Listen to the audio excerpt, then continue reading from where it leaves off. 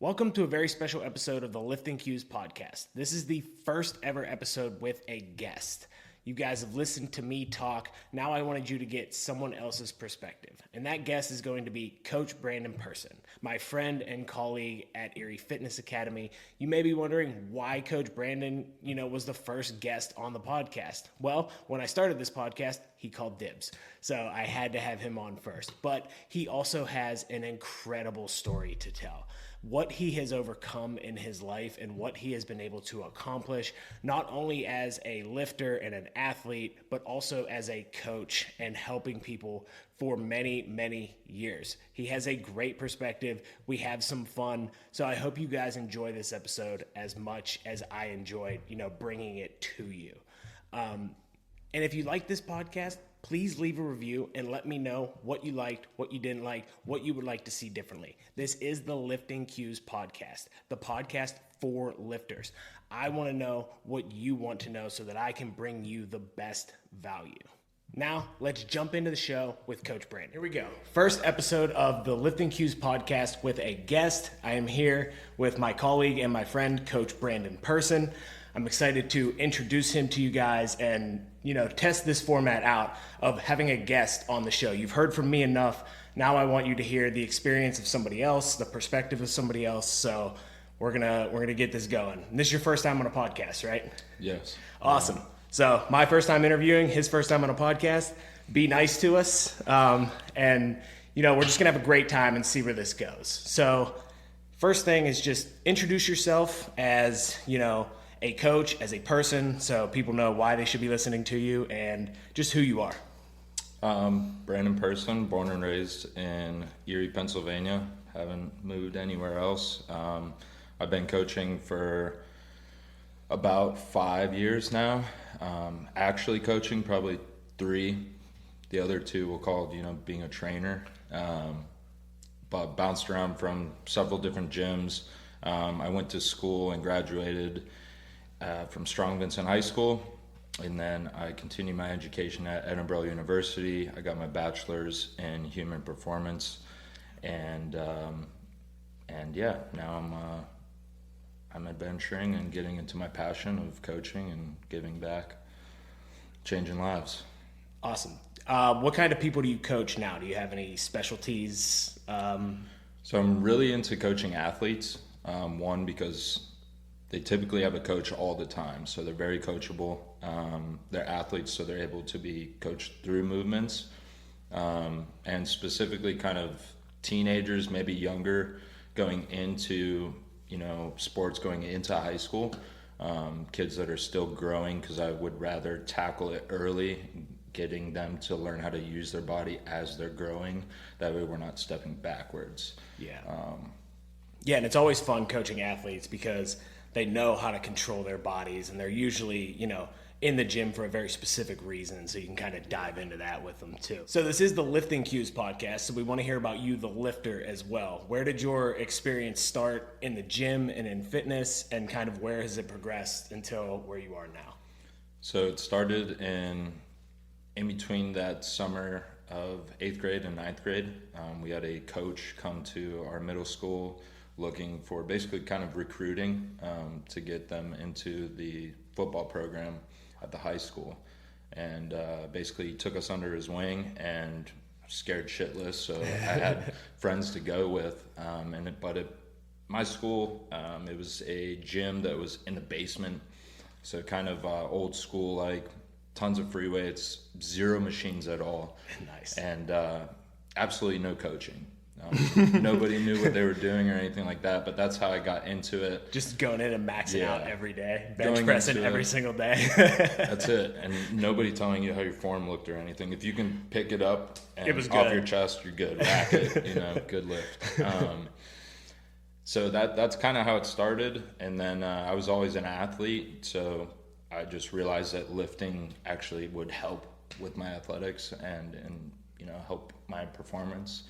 So I continued that, and then I realized, holy shit, I can make a living out of this. So why not? And then I pursued it going into college. Absolutely, yeah. And I mean, I think we were all in that place of like, and you found it out earlier than most probably, like you could make a living doing this. Like that's where I came from, is like I was doing all of those things, but never thought I could actually make the living. So like I went to school to make money. Yeah. That didn't work. And then I realized like, oh, I really can do this. Like there is an outlet for it. So no, that's awesome. And you know, where are you at now with your training? What are your goals now? What are you doing training wise? My goals are to continue to get stronger. After our first powerlifting meet, I kind of fell off a little bit. I felt very successful, and I felt accomplished to an extent. So I kind of fell off a little bit. Some less stress on my body because we were getting beat up for quite a few weeks. Lifting heavy. And that was my very first strength program or anything like that. So I've never experienced that type of strain on my body ever before. So after that, I took a break. Now I'm slowly diving back into it and tweaking a few things, and then just hopefully continuing to get stronger. Absolutely. And you plan on competing again in November, right? I won't be doing Novembers. No. I just plan on working to have the biggest lift possible at dawn, the deadlift. Okay, so we're gonna go deadlift specialty for the rest of the year. Yeah. No, that's awesome. And he pulled an awesome deadlift at the last powerlifting meet that we did. It was freaking sweet. What was it? 551? 555. 555. Yeah. So the man knows how to deadlift. And no, that's awesome. I think we all have similar goals going forward, and we continue to train together.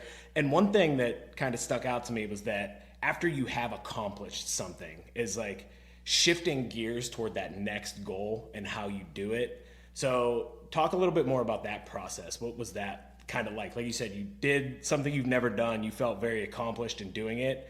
And then you kind of hit this wall of like, well, what now? What's next? Yeah. So how'd you kind of come to that? So it was my very first strength program, very first powerlifting meet. I felt accomplished after I did that meet. We walked home with some hardware.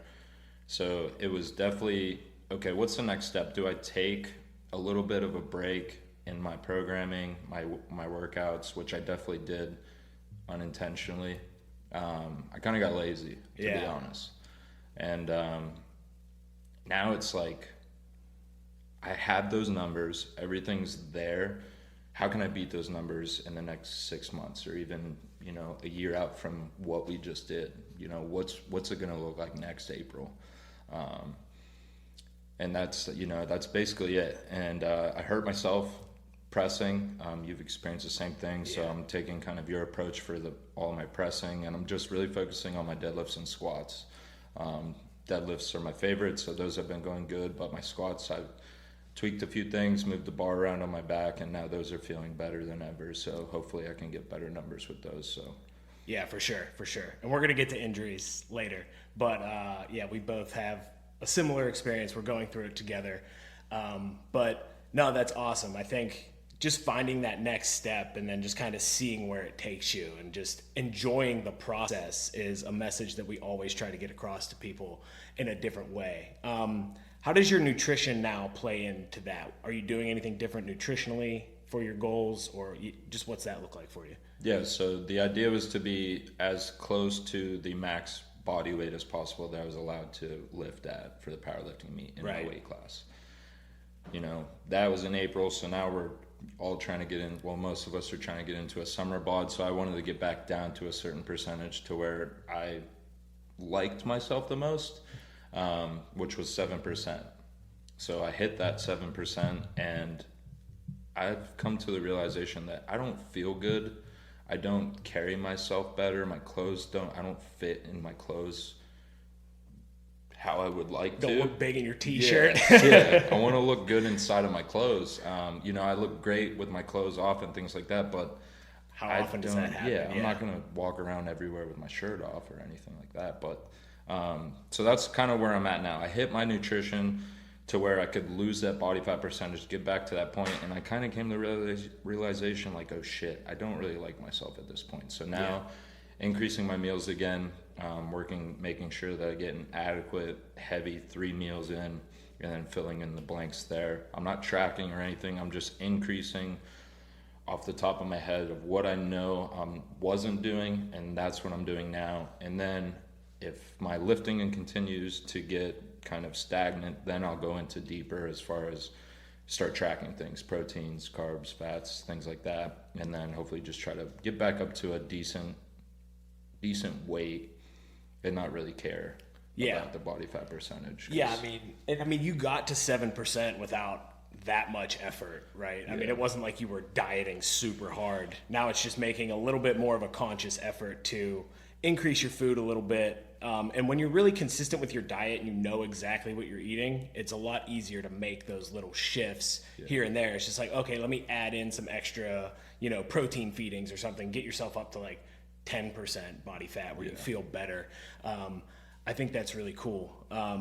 So one thing I really wanted to talk about was a lot of people, we've kind of been talking about how you fluctuated your body weight, done different kinds of training. A lot of people, I think that fitness professionals and competitive lifters and athletes have it super easy. And, it's just easy for us to get in the gym, to eat right, to manipulate our body weight and all this stuff. But I think a lot of people have been through a lot less than you probably have. So do you want to dive into kind of your background, your story of what happened to you and what you had to come back from and overcome to even get to this point now where you're at? Yeah. So it dates back to beginning of COVID. I was doing kind of a lot of bodybuilding. My goal was to get up to 200 pounds. The hardest thing for me to do is gain weight. It's the hardest thing for me to do, fortunately. So I got up to that weight. I was at the time the strongest and the best looking, I thought, in the mirror. I was happy with myself. And I was leaving work one day. Now this is COVID, so I was about 2 days at the workplace and the rest were at home. Leaving work, it was 2 days before my birthday, and I hop on my motorcycle. I'm a motorcycle enthusiast. I love two wheels, grew up on two wheels my whole life. And so I was heading to my other job to pick up a paycheck. That way I could have some party money for my birthday. Well, 4 minutes into that bike ride, I was hit by a truck. I flew over that vehicle, and then I got pinned under a parked car for about 35 minutes. I don't remember that accident, thank God, the actual accident, but woke up in the ICU about 9 hours later I had a compound fracture to my leg that took 8 hours to fix. They were going to amputate my leg, but keep in mind I was in the best shape of my life at the time, and for whatever reason there was a nurse in the OR that uncovered my body. The ortho saw the shape that I was in, and come to find out later that I was around the same age as his son, who was also an athlete. So he took it upon himself to put the saw down as he was standing over my leg and put my leg back together. He flat out told me he did not care what it looked like. He just wanted to try everything that he could to get me my leg back, and he did, and I'm thankful for it now. But that's the only reason why I still have my leg, is because that nurse uncovered my body for whatever reason, and he saw the shape that I was in at the time. So I woke up from the ICU with my leg. I had a concussion. I broke 11 ribs. I had a collapsed lung and a punctured lung, so I had fluid blood going into one lung, so I was intubated, and I had a chest tube. I broke my 2 lumbar in my spine. I had a heart contusion. I had a fractured left scapula.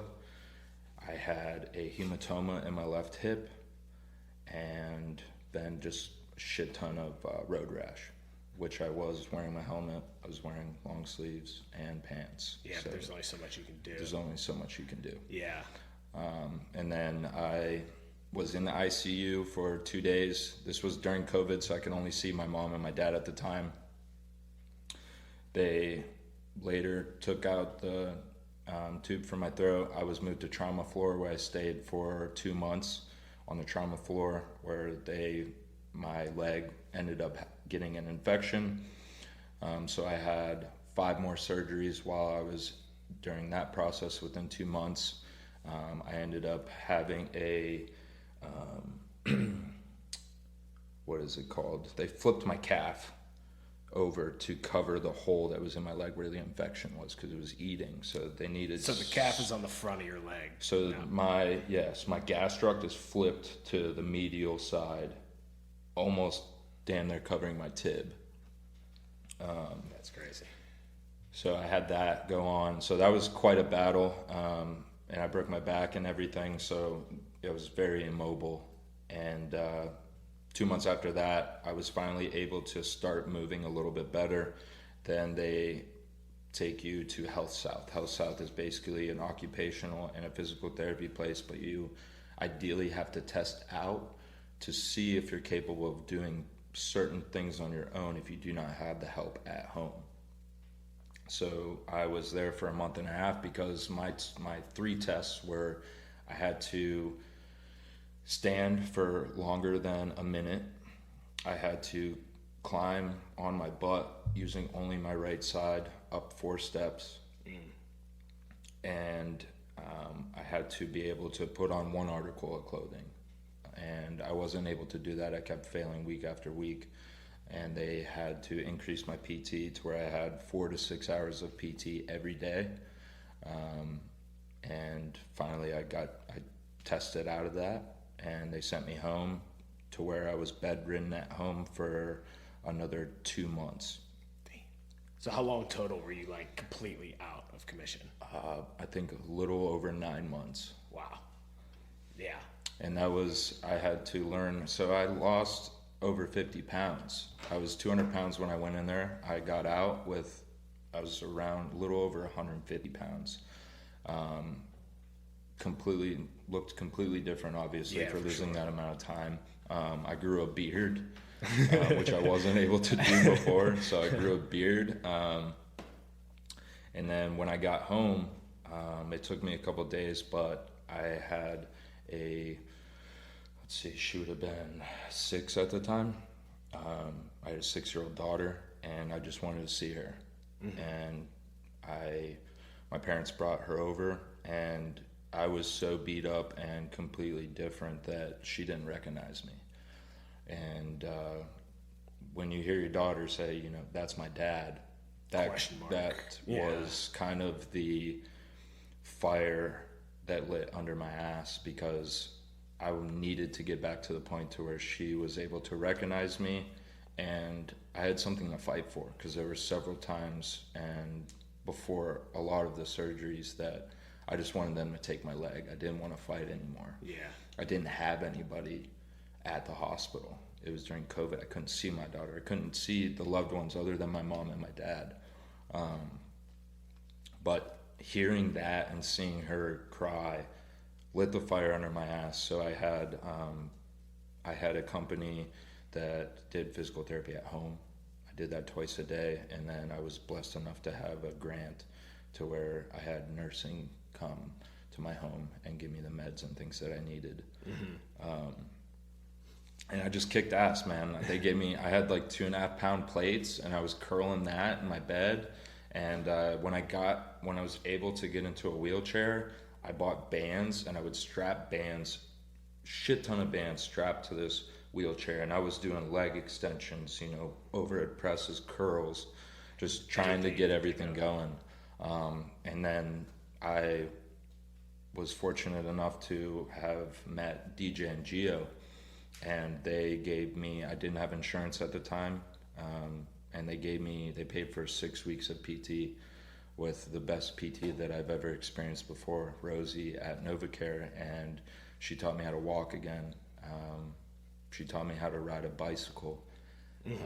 She taught me how to squat. Basically, she made me come back. Yeah. So, you had to completely learn how to, move again. Everything. I had to learn how to eat again. I had to eat 5 to 6 meals a day to try to get that weight back.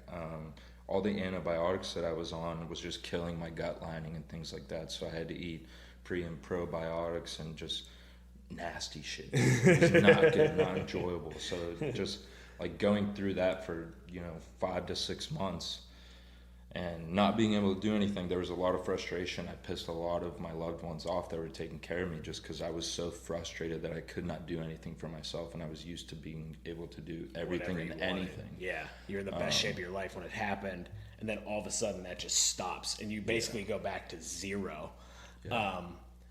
And I mean, what is that? You kind of talked about what it did to you mentally. It just frustrated you, but how did you use that motivation to get back for your daughter? And I mean, you were working in fitness at the time, so you had some knowledge of like what it would take to get back, but what's that place that you have to go to be like, all right, I just got to get back to like one step at a time. Like I got to move again, then I got to do this, then I got to do that. Like just kind of even go deeper into that. Yeah. So that was it. That was me not focusing on what I was going to look like at the end goal. I didn't have an end goal. I didn't know if I was going to be able to jog, run, or even walk. Mm-hmm. My goal was to kick as much ass as I could each day and try to be 1% better each day. And then we always reflect on, like, with our clients is like, what is your why? If I didn't have Ella, I would have given up, and I could be living on disability and just, be a couch potato and not really enjoy my life at all. Yeah. And not have that fulfillment.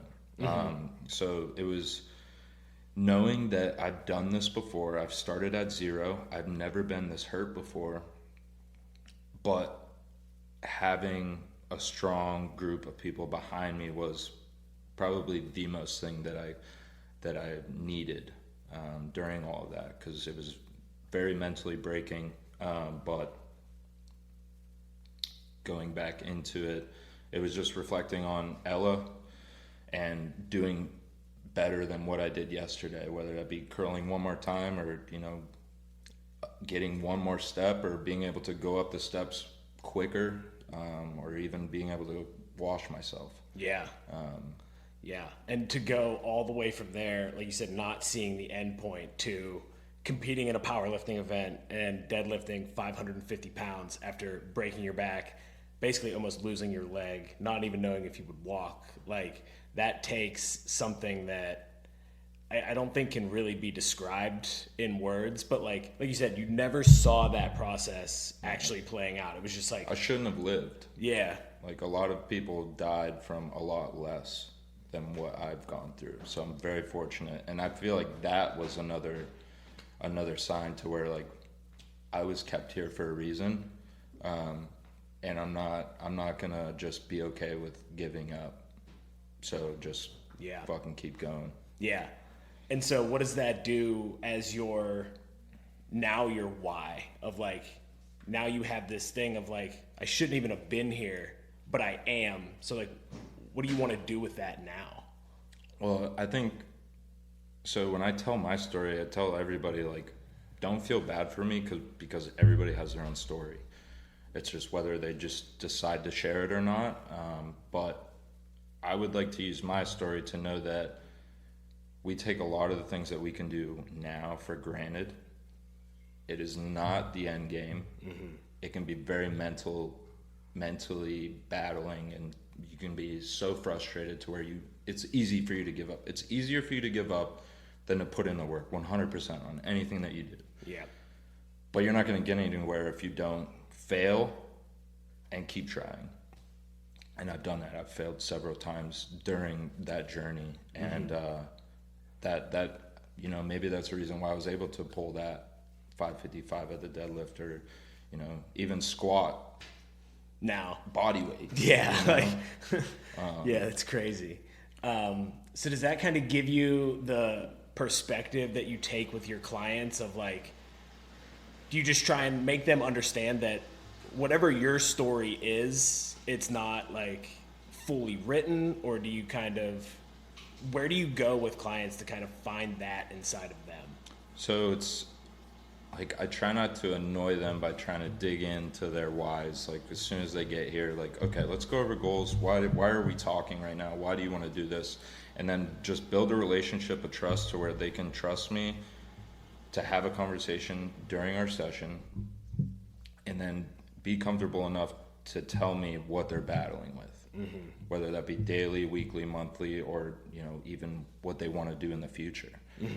And then, okay, how can I compare anything that I've been to? What did I do to get to where I needed to be? And then how can I help them get to where they want to be, or even better tomorrow to get towards that? So I try to reflect back on everything that I've done, and if it's not relatable, fine, but I guarantee you that I've had the same mental obstacles as you. Yeah. It may not be physical, but we've all been there, and it's just touchy on, you know, how people respond or how you go about things, and each person's battling with something different. So yeah, just using it to relate to somebody else. And like you said, everyone has a story and something that they've done, like something that's happened to them in their lives. I mean, when we were at the coaching seminar that we just recently went to, and there was that other girl who had also been in a motorcycle accident. Yeah. And I just sat and like listened to you guys talk and gained so much perspective of like my own life. And like I was going through all this stuff mentally at that time.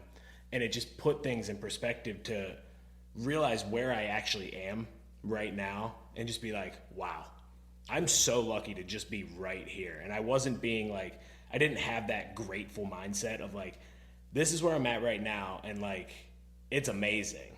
I can do more, but having that perspective to not just like always want to do more, want everything right now. It's like, let me take this one day at a time and just get a little bit better. But like I said, I've never even had an experience like that, and it kind of changed the way that I think about things just talking to you guys. And she was wheelchair bound, and she was the happiest person that I probably met that weekend. Yeah, absolutely. So when we dig into the process and getting better every day, most people in general struggle to stay motivated or disciplined in whatever their pursuit is. What is the best way you go about keeping clients motivated or disciplined while you're working with them? So that's probably the one time where I will have them reflect on the end goal, because I don't care who you are, you're going to have days where you're not motivated at all, but you still have to do the shit. There were several days during that strength training that I knew the weight that needed to be on my back. And I did not want to do it, but I got it done. Absolutely. So it's reminding them that they're here for a reason, and kind of reflect back on that first meeting that you have with them. Like, hey, this is why you came here. Giving up or not tackling this as hard as we can is going to be one of the main things that is going to stop you from being able to run around the playground with your daughter, or pick up your baby and put it into your big picked up truck. And, you know, just simple lifestyle shit. And that's even when it comes to non-scale victories. It's like, okay, we're not seeing these things on here, but how is your life? How is your life? Absolutely. Okay, you're able to get off of the ground with your kid without hurting anymore. You're able to race them up the steps. Like, that's the best thing, I think. Absolutely. And it's when I love when people see that result. Like, they come to us for a fat loss result, or like a muscle gain, or some sort of body composition thing, and then they find all these other things that they're able to do that they never even thought were possible. And you're just like, they're like, oh my God, you changed my life. And that's just like, that's where I think the real value in coaching and just in fitness in general is, like, you can literally use it to change your life if you can find that why and keep connecting back to that, because that's, like you said, the thing that keeps you going. Like, it's easy to skip a workout. It's easy to skip a healthy meal and just say like, I'll get to that tomorrow. It's like, you can't see that end result, but it's all these little steps in the process that really, really get you there. Another thing I want to talk to you about was injuries. Obviously, you've come back from several of them. You coach athletes. So what is your, philosophy on training through an injury and getting back from an injury? How do you look at that?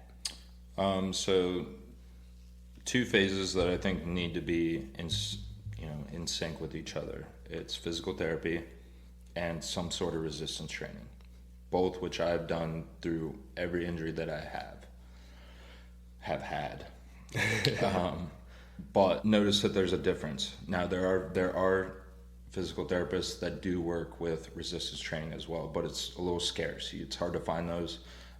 But my physical therapist taught me how to do simple movements that are lifestyle, like walking, being able to pick things up comfortably, being able to put on my clothes, how to move and turn. That's fine. Now I need to increase my strength doing those movements so that I can continue to do that without being as beat up, and it will only help with my range of motion as well. Yeah. So I think that's the best way to approach it, is continue to go to physical therapy until you're released, or if you have a good physical therapist, they tell you you don't need me anymore, and incorporating resistance training. Now that could even be body weight things. I broke my pelvis a year ago. The list of injuries just keeps going. Yeah, on. so I broke my pelvis a year ago, and my recovery time was, they told me that I was going to be on a walker for 12 weeks, and then from there I would be on a cane and have a bad limp, and then how I would tackle my therapy would be based on how long I would have a limp for before I got back into it. I beat that recovery time in half, so I was out of my walker in 3 weeks. I used a crutch, that way I could still apply pressure as needed on that leg, and then I incorporated body weight movements. So I used a lot of TRX stuff, just body weight squats. That way I could assist my legs as much as I needed with my arms. But basically putting my body into that range of motion that I needed to get back into without, a bar on my back. This was all body weight, and that helped me increase my recovery time. I beat my recovery time in half, and then I was back to deadlifting 10 weeks later. Damn. Yeah. So I think it's really just, so even if your injuries aren't as serious as life-threatening, limb-threatening, not being able to walk, I think the biggest thing I took there is just find what you can do right now, do that, and then continue to try and progressively load it or progressively move through longer ranges of motion as it starts to feel good. Yeah. And I think that's what we usually try to do, but giving people the confidence to understand that you're not broken, you can build this back. We just have to start in the right place. Because I think most of the time it's either people start too far ahead, or they just assume that they're so far behind that they will never be able to get anywhere. And it's a fear thing too. Mm-hmm. Some people have never been injured before, and they think it's the end of the world. Right. Or they don't even want to go back to squatting, holding the TRX. Yeah. Like thinking of someone. Obviously you went through everything you did, so it was okay, here we go again. Let me just do the things. But when you think about trying to hand somebody a 3-pound kettlebell and lift this over your head if your shoulder hurts, they're like, what? Yeah. But no, this is where you're at right now. Let's just keep progressing you from there.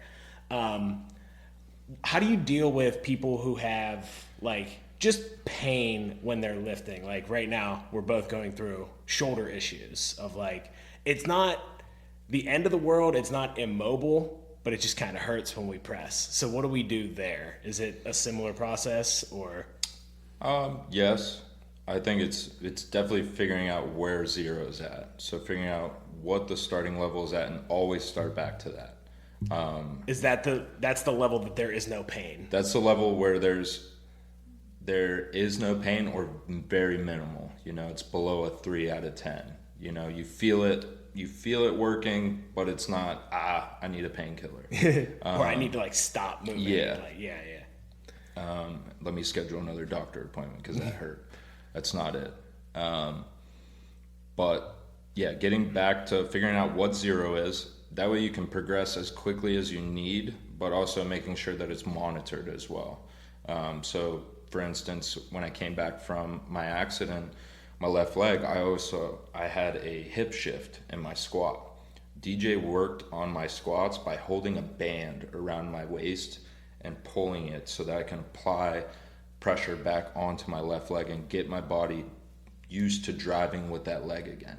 Yeah. So we did that for months. And it could be as simple as that, even without adding weight to the bar. It's just knowing that there's a process to it, understanding that process, and trusting it as long as it's monitored. Absolutely. Yeah. No, and I think that's really key for people to hear, because I think that stops a lot of people from coming to the gym too, because as soon as they either hurt something and it's like, oh, I can't do anything anymore, so I got to stop coming, and then you get again out of that habit. Yeah. What are you going to do at home with that arm? Yeah, and I mean, people think that it's just gonna magically get better. Like, you have to make yourself better. Like, imagine you just sat in your wheelchair or your hospital bed and you were like, I'm just gonna sit here and hope I get better. Would you have gotten better? No chance. No, like you'd probably still be there. Like you said, you'd probably be living on like disability or something. Like, getting people to understand that you need to move and make yourself better. You need to force your body to adapt, but understanding that it needs to adapt from the right place and at the right pace. You'll get there, but it just might take longer than you want to. But if you stop doing everything in general, you're fucked. Yeah. For lack of a better, I can't think of any better way to say it. You're screwed. You're just fucked. All right, so I want to shift gears. I know you work with athletes. What is your process for getting started with an athlete, specifically a young one, and then kind of how do you plan to progress them through whatever training cycle or however long you get to work with them? So I think what's really cool about it is, as a former athlete, we have a little bit more, we're intrigued to work with athletes more, because, we see us in them. Whether, I don't play tennis or anything like that, but I see that he's got that athlete in him, he's got that dog in him, and he wants to get better. Sick. I'm going to study the sport a little bit more. What are their main movements? What are the most common overuse injuries?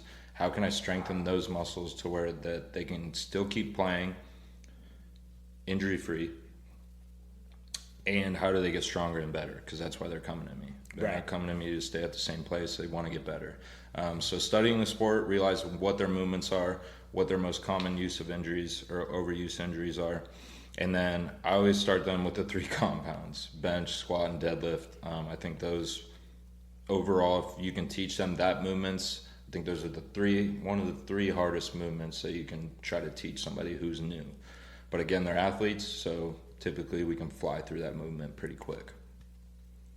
From there, then it's moving on to accessory stuff like, okay, if you're a tennis player, I need to make sure that you can rotate well and that you're strong through your rotations. And then what other muscles are we using? Okay, you serve, so we need some lats.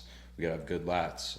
But I also wanna make sure that you stay an athlete. I'm not looking to build, a power lifter or anything out of you. It's just how I can make you more powerful and stronger within the movements that you have to do naturally. Right. So is there do you usually work in certain rep schemes, even for accessory work in that way? Especially like a tennis player who's very one-sided. Do you focus on one side more than the other, or do you just kind of are we just going to strengthen the whole body? We're going to strengthen the whole body. Absolutely. There's no point of me working on the one side that you serve with. Because you're working that You're all working the time. that. Yeah. And whether you hit over or backside, you're going to be using both sides anyways. You have to be very agile. I think tennis was one of the most hardest sports that I've had to coach an athlete in. Yeah. I mean, I can imagine, because I'm just thinking of all the different things that you have to do. So that's why I think sometimes people try to get way too specific with athletic training and doing very sport specific things in the gym, and even if you don't know that sport. So was that something that you had to kind of play with? It's what can we do that kind of mimics or strengthens what you need, but we're going to let you do tennis, when you're practicing tennis. Yeah. So your practices and stuff should be very specific. Your training should be standard pretty much across the board, except for, if you are at tennis, we are going to work some rotational movements, but we're going to work on all the normal lifts that I have done before, and any of my other clients or athletes. If you can get stronger in those movements, you're going to be stronger as an athlete. So let's keep it very basic and standard with the training inside the gym, and let your practices and stuff be more specific. Absolutely. And what is the biggest misconception that you see with young athletes who start training? What is the biggest mistake that they make when they start training? I think the mental thought of they're going to get big and strong quick. I don't think that they realize that the stress that they're under playing their sport and how much they actually have to eat and things like that, because that was one of my main things. Like, you guys, you're serving hundreds of times a day and you play tennis almost every day. I guarantee you're not eating enough. And based on the scale, I can afford to put some pounds on you, fat and muscle. So just eat. And then the other thing is, like, they think that they're going to be doing, because of the influencers and all this social media stuff, they think they're going to be doing complex and these crazy movements. But that's just not the case at all. So they'll even often, like, a couple of them, they'll look at me like, well, we did this last time.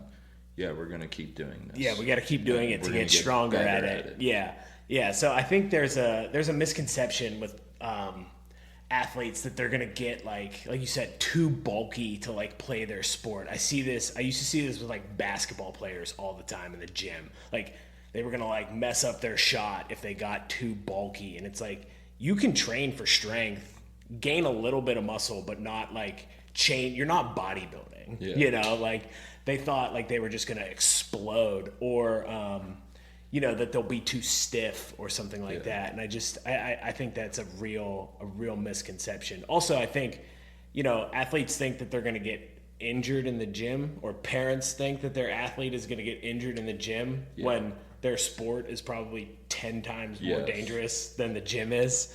You might get some little tweaks and nags and stuff there, but like, again, these kids are athletes. Like, they move their bodies already. Just because you go in the gym and try to do more than you can because you're working a desk job and you haven't bench pressed in a decade and you hurt your shoulder, that doesn't mean your kid is going to do that. So I think looking at the injury, I think the injury risk actually probably decreases, right? If you strength train from your sport. For sure. Yeah, absolutely. So how do you take what you do with athletes and apply that to like the general population? Are there overlaps, different things that you kind of do between like a general population person who comes in looking to get stronger, look better, and an actual athlete?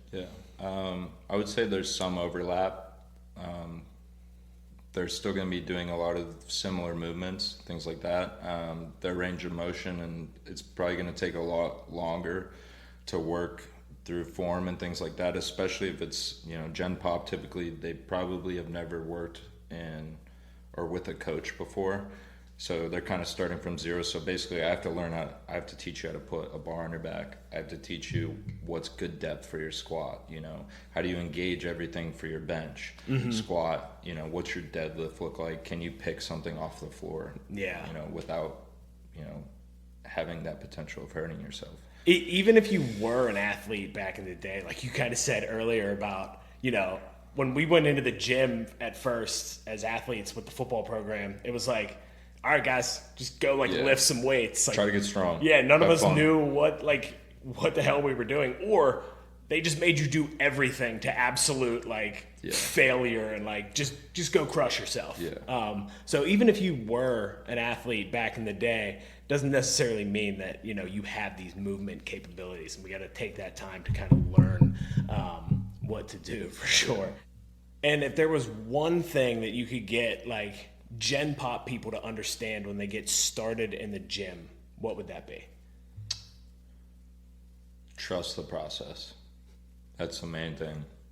This is not something that's going to happen overnight, and don't focus on the scale. As a coach, I want the scale to move for you too. That's, that'd be great. But if our lifestyle's getting better and things are getting easier for you to do at home, then I think the longevity and your life will feel a lot better with just those results alone. Yeah, and I think you'll be able to make those scale victories if you put the other habits in place. Like, start where you're at. Like, where am I at right now? Can I get to the gym and, clean up one or two things about my diet? Yeah. Like, let's get started there. And I think the benefits of just resistance training and an exercise program in general, outside of any other change in your life, are like, the benefits are just insane. Like, you're gonna feel so much different just from that. Like, the benefits for you mentally, physically, emotionally, just from getting in the gym, I think is probably like the biggest thing. And do you think that's the number one thing you would tell people to do for their health? Like, if they could only change one thing about their life, regardless of their goal, what would you tell them to do? Move more. Just move. Just move. Move more. Like, that could be as simple as, like, my aunt, she's walking more. She can't make it to the gym. She's got a bunch of excuses still, but she's been walking. And even that alone, it could be just, like, she realizes she's moving more. She feels better about herself because she's increasing her activity. And then she's acknowledging what she can't do, which is also a plus. A lot of people use excuses like, I'm not going to do that because I have this thing. Mm-hmm. No, you can do it. It's just whether you want it bad enough. Are you training like you want your body to change? Are you eating like you want your body to change? Are you sleeping? Do you enjoy your life at work when you get 4 hours of sleep by choice because you stay up all night? Just main thing is just move more. Yeah, and I think that can literally change your entire life, for sure. What's one thing nutritionally that everybody could do to improve their health? Just one thing that you could change. If you could change something about everyone's nutrition, what would it be? Eat more protein. Yeah, I kind of figured you'd say Eat that. more protein, and then probably drink more water too. I've seen the benefits because I was a piece of shit with drinking my water for a while. The last couple of years I've hit it really hard, but I noticed a difference from from that. Yeah, I think the biggest thing with like drinking water is I always think about this because it's like, yeah, water is great for you, but it also will keep you from drinking other shit. Like, stop drinking maybe you'll drink less caffeine. Maybe you'll drink less sugary beverages. Like, if you can just replace water or replace those things with water, obviously that benefits your health. So yeah, I would totally agree. The other thing I would say is, like, try to make as many of your meals as you can. Like, make as many of your own meals as it's humanly possible for you to do, because if you can't control the variables outside of that, then I don't know, like, it's just so hard to make any progress and actually track your progress. But yeah, everyone already knows, if they're listening, that the protein thing. Yeah. This is the big one. All right. So what I want to do is I want to do some rapid fire questions, just to see kind of where you're at, and let's get to know Coach Brandon a little bit more. All right. You ready? Yeah. All right. Group coaching or one-on-one? Ooh. See, I think I enjoy one-on-one better because I can build that one-on-one connection.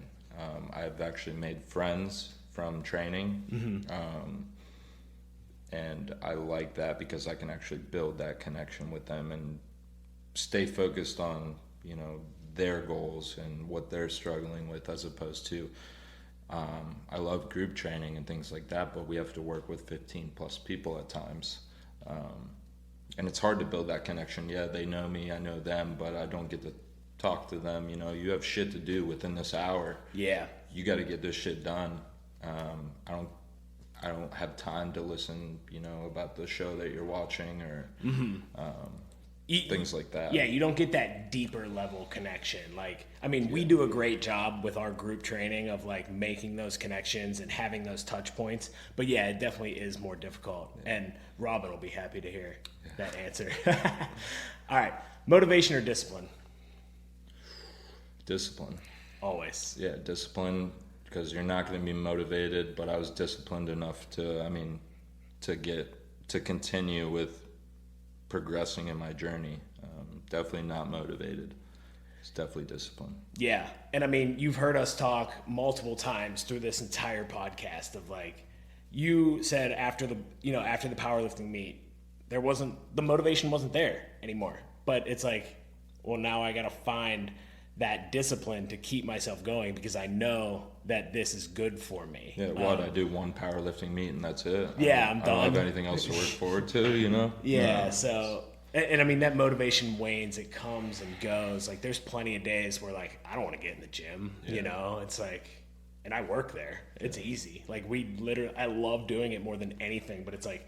I don't know about you. Maybe you can chime in. It's like, I think I might have more days where I'm not motivated than to actually train. Yeah, than days where I'm like, oh yeah, I'm gonna go in there and fuck it up today. Yeah, I feel like I've had more days like shit. You know, I got a front squat or yeah. I think I saw something about this once. There's like 10% of the time is like those awesome like fucking workouts where you're just like, I'm gonna crush it. You go in, you do it, feels amazing. Then there's like this other 10% that's like, you really got to drag your ass through it. Like, you got to force yourself to get up and do it. And then the other, like, 80% is just like, I did it. I got my workout done. Yeah. It was fine. I think that's where I'm probably at most of the time. What is that, 80? Yeah, that 80% of, like, I'm just in here getting it done. Feels pretty good. But, and like I said, I love, like, that's my favorite time of the day, almost. Like, the only other time is, like, when I come home from work. Yeah. Those are my two favorite times of the day. So it's like, and right now it's hard for me because I'm super motivated. Like, my training is going really good and I'm really enjoying it. Yes. So I'm in that 10% right now. So it's hard for me to like think about like what it's, it's like, hopefully that squat just keeps going up. I'll just keep adding weight to the bar. We'll see what happens. All right. Next one. Tracking macros or calories or a quote-unquote named diet, low carb, keto, paleo, fasting, insert name here. I would say tracking macros and calories. Why?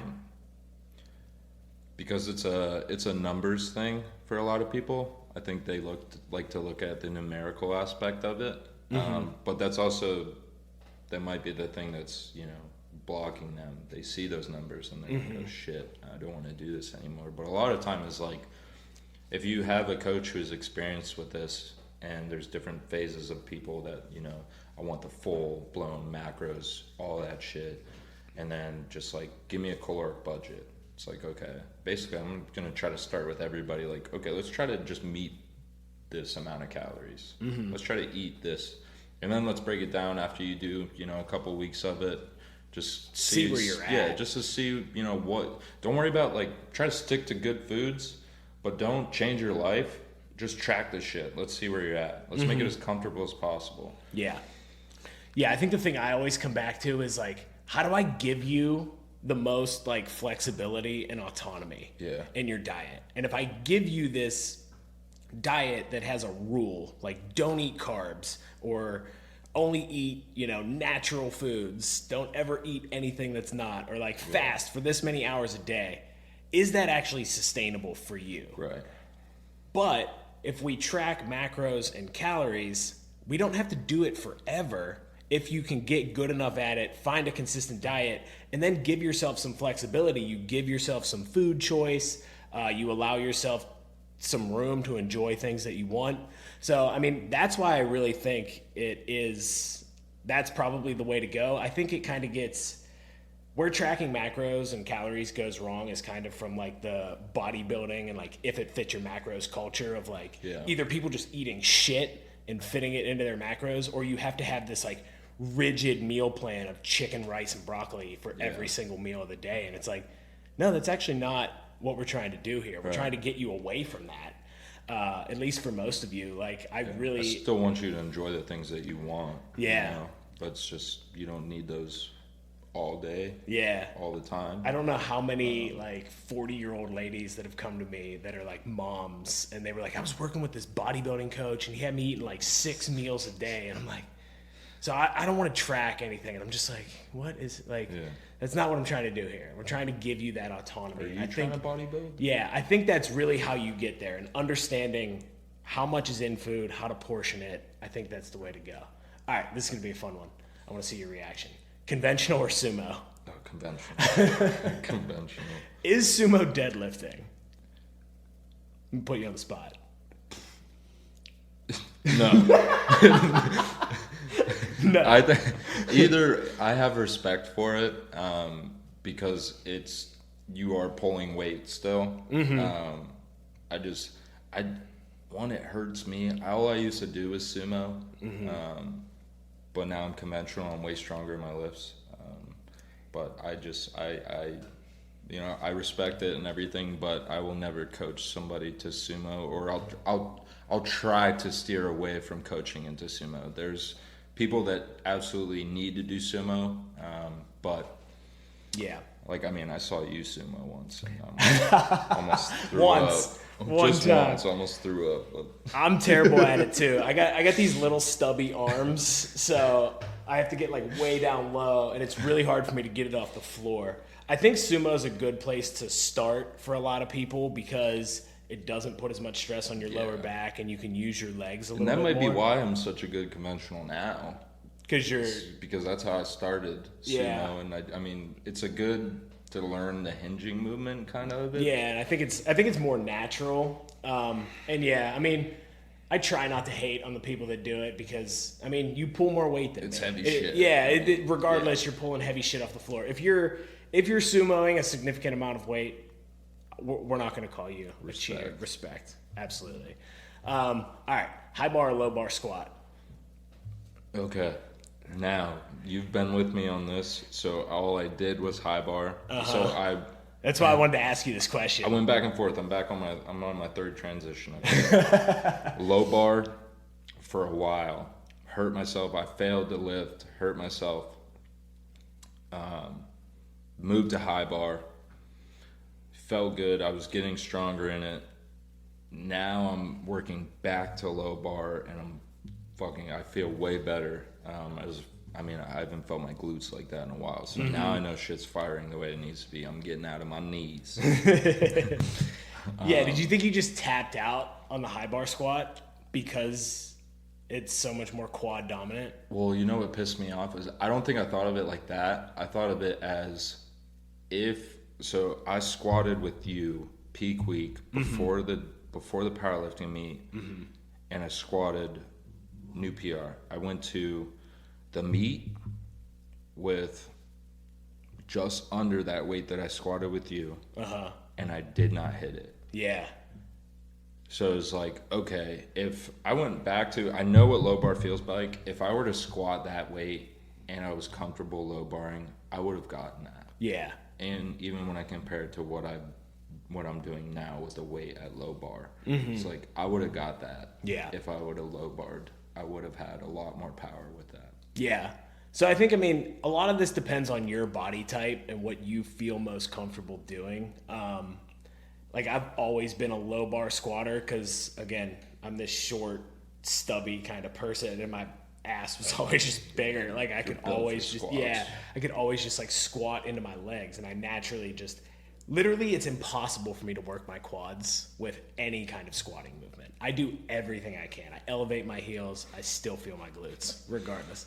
I'm obviously a low bar person, and I think I tend to get a lot of people with better results with a low bar squat. I think because when you put it on your neck, I think people put it just too high in general, and they end up falling forward because they just can't hold it up. So if you get it back a little bit, I think it might be a little bit more comfortable. But again, it really just depends on your body. That and a lot of people's shoulders are fucked. To where they can't even it's hard to get to that point. Yeah. So I actually work one of the things I work with squats with general population people, back squats in general, is thoracic spine and shoulder mobility when we do squats.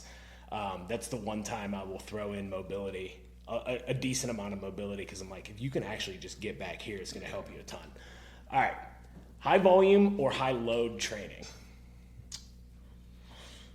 For myself, just overall. You could take it any way you want to go. What's better? What do you like better?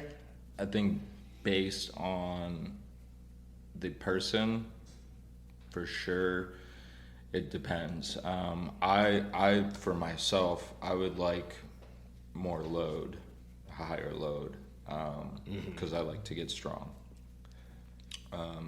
For my athletes, I'll kind of do like a hybrid kind of thing. We'll do, around 8.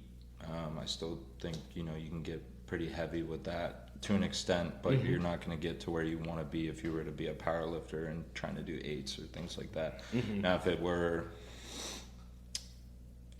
were general pop, and let's say for one of my clients right now, if she really wants to get a stronger squat and a bench, but she still wants to lose weight, okay, let's do these movements at the beginning of our sessions. We're going to go heavier load, lower reps, and then after that, let's kick your ass. Yeah. Do some high volume, crush it kind of thing. Yeah. I think it really goes to, what's your goal? Like, is your goal to get stronger? Okay, cool. If your goal is to get bigger, we can do both with high volume or high load training.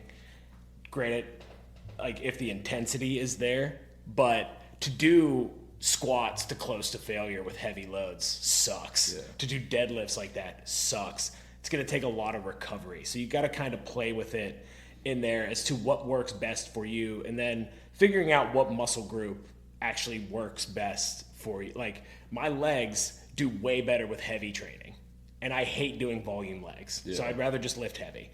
But upper body, I don't do as well lifting heavy because my shoulders get fucked up. So it's like I just adjust based on that too. So I mean, it really comes down to, what you want to do and what works best for you. I just like to hear people's opinions on it. All right, I think I know this answer, but what's your best lift? What's the best you've ever lifted? It was the 555, right? Yeah. And is that your best lift in general? Like, out of any exercise in the gym, you're better at deadlift than anything else? Yeah. Fucking nuts. Yep. Bet you've broken your back, twice? 3 times. 3 times? So yeah, I fractured 6 vertebrae in 11th grade. My T 4, 5, 6, 7, 9, and 11. And then my motorcycle accident, I had 2 lumbar, and then I broke my pelvis last year. Damn. Yeah. So you can still deadlift. Don't be afraid of them. I promise you. Yeah. This guy's better at deadlifts than me, and he's broken his back 3 times. I've barely ever had an injury. Do you think that's why you're good at deadlifts? Because you had to do so much PT on your back that you're... I've always thought about that. I feel like because I've had to learn how to use my back a lot and knowing how it works, knowing what I needed to do to get back to even being able to sit upright or or slouching. Yeah. But yeah, I think my recovery through those has definitely helped me. Nice. Helped me with that lift for sure. What's your worst lift or your least favorite exercise? Least favorite, my worst lift is my bench, especially now. But that's something that I've always struggled with. I feel like everything else has progressed. Yeah. Except for that, and I finally hit 3 plates. 2 weeks before our powerlifting meet, and I've been lifting since 9th grade. So 315 on the bench, I finally hit it. Okay. So all you guys that were benching 315 in high school, calm down. Yeah. It's taken me a while to do that. But yeah, I would say and probably because it's my weakest, it's probably my least favorite. Yeah, it just looks everything just hurts when you do it. No, I'm with you there. What's your favorite healthy meal? Macro friendly. I don't know if you'll yell at me for this, but I like a nice steak. I'm not gonna yell at you for that. I love asparagus, and then some it's there's a seasoned rice, but it's got some shit in it. She usually does onions and stuff in with the rice. Nice. But yeah, I like me a nice steak, some asparagus, and then some rice on the side. It's good. Yeah, and I am not against steak or red meat in general. I do lean toward leaner meats in general because it's just easier overall to control calories and eat more volume. Yeah. I like to eat a lot of food. So I would rather eat more chicken than less steak. Yeah. Me personally. And I think it fits into people's diets better. But If you want to enjoy a freaking ribeye every now and then, hell yeah, go for it. I'd rather you eat that than like the whole pizza or even like a burger on the weekend or something like that. I'd rather you eat the steak. So that's definitely. My meal preps right now are just chicken, rice, and broccoli. So easy. If I had a choice and if I had the money to, the red meat. There you go. All right, what is one food you know you should be eating, but you just can't do it? You just don't like it. What's one? Ooh, that's a good one. I don't know, man. There's nothing you don't like. Like you're just like, I hate that. I mean, I hate like muscles. Like actual like muscles. That's like it. I like a lot of shit, honestly. Damn. I can't even think of anything that comes with that I fucking hate. I'll give you mine. What olives. Is it? Olive? Yeah. Okay. I don't like olives. I do not like olives. And they're a great source of like healthy fats. Mushrooms, I don't really care for. So if it's like you have a steak smothered in onions and mushrooms, I will get it if you order it for me. But I'm gonna just scoop those off. Tuck the mushrooms underneath the steak. All right, fair enough. All right, what's your favorite treat meal? Favorite treat? I mean, I really like ice cream. I like ice cream, and I'm a big fan of chips and dip. Yeah, I feel you there. Some chips and French onion dip. I'm a big fan of that. I mean, I'll fuck up some queso too, dude. Ooh, honestly, you ain't kidding, dude. Queso's been like the downfall of my diet so many times I can't even explain it. I mean, queso. Yeah, I mean, I'm a chip and dip kind of guy, but I love ice cream too. Hell yeah, I can absolutely go ham on that. All right. What's your best nutrition habit? Best nutrition habit would, it could what's the one thing you always, no matter what, you're going to hit it? My water.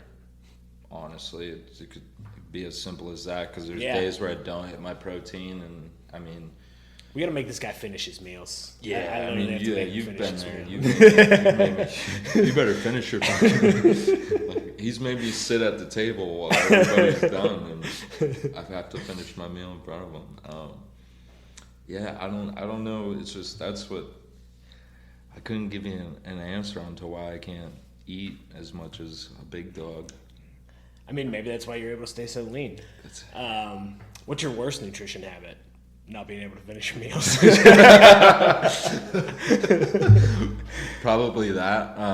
And I don't, I've always had a thing to where like, I love working, especially the job that I have now. I'm very passionate about, so I don't think about eating. I don't have an appetite. So I feel like the worst thing is like, I need to make myself eat. Yeah, especially when you want to be as big and I and know as strong as possible. It pops in my head multiple times. But you just got other stuff. Yeah. See, that's like the complete opposite of me. I never stop thinking about food. Really? And I can always eat. Like, always. Like, hey, you hungry? I could be. Like, I want that from you. You want to, like, meet halfway? Yeah. We can meet halfway. All right. Do you have any good nutrition hacks?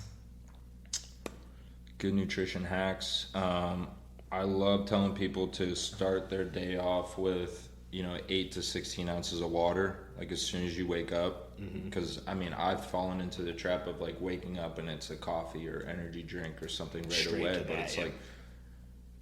like, it took me a while to think about this. Like, that's the first thing that's going in my body. That's the first thing that my organs are getting. Like, that's not good. Yeah, like everything has to do something. Yeah. Not just like, That's helped me get my water in too. Especially, imagine if like we can get all of our clients to do that. First thing in the morning, you drink 16 ounces. Yeah. I have a client, you know who you are. I have a client who won't drink that up until they come to the gym in the evening. I'm like, what are we doing? Yeah. No, that would be a good I would one. say that's a good one. And then It also might help you be less hungry, because sometimes when you're hungry, you're just dehydrated.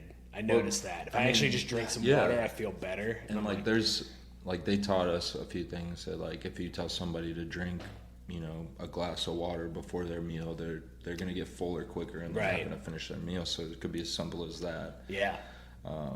Nice. I think that's the quickest and easiest hack. I like that one. All right, what's the best music to listen to while you're lifting? Oh, rap, dude. Rap. Always. Yes, hardcore, Always. just hood rat shit. Just stuff that pisses your parents off if they even hear the music. You know, Just gives you that stank face. Turn that shit off. Nope, it's in my ear blasting. Love it. All right, do you have a favorite book? Extreme Ownership. Yeah, by Jocko. Good one. Favorite podcast besides this one? Yeah, besides, let's see. It'd probably be Starting Strength. Yeah. Yeah, just cause they're so comic. Oh my god. The entertainment value is that's all it is. Like all their shit, I'm like, what the fuck are they talking about? That's not gonna work for anybody. But like the fact that they go in so in depth about certain subjects, and it's comical. They'll talk shit on each other, talk shit on other people. It sounds bad, but take it for the entertainment. It's very funny. It's more of a comedy than anything. I would say if you know about lifting and you understand lifting, that makes it more fun because you get why it's like so ridiculous. Yeah. But like I could see some people listening to that and going, I should do that. Yeah, I need to start. Yeah. Yeah, like whoa, slow down. No. All right, last one. Winning or fun? Winning is more fun than fun is fun. Ed Milet. That's it. And that's, I think, the way we're just going to wrap it up. I wanted to leave it with that. Thank you so much for doing this, opening up, telling your story. I think it can help so many people gain that perspective and understanding of like where they're at right now and how they can get to where they want to go, just taking it one day at a time. And like this is going to sound bad, but like your problems are not that big. You know, somebody out there is going through something else than you or something more than you. People have overcome so much. You can overcome whatever it is you're going through. Is there anything else you want to say to anybody, or where can people find you? Where can they follow you? All that stuff. You can find me on Facebook, Brandon Person. You can find me on Instagram at Coach Brandon Person, and or you can come see me at the gym at Erie Fitness Academy. Heck yeah, come see us both. Yeah. All right, awesome. Thanks. Thank you. Thank you guys so much for listening to the Lifting Cues podcast. That was the first episode with a guest. I loved it. I really enjoyed doing it. I have a ton of fun with Brandon. His story is just incredible. I hope it inspires you. I hope it motivates you, even though, motivates you to discipline, as we kind of talked about. If you enjoyed the episode, please remember to like, rate, subscribe, leave a review, message me on Instagram at CoachQ_fitness. Let me know what you liked, what you didn't like. Also, Coach Q on Facebook. I'll be there as well. You can message me. Let me know how you like the podcast. Share it with your friends. I really hope that you guys enjoyed this, and I hope to do many, many more of these with Coach Brandon and any other coaches that I can get on here to bring you guys great value and great perspective. But until next week, lifters, I'll see you then.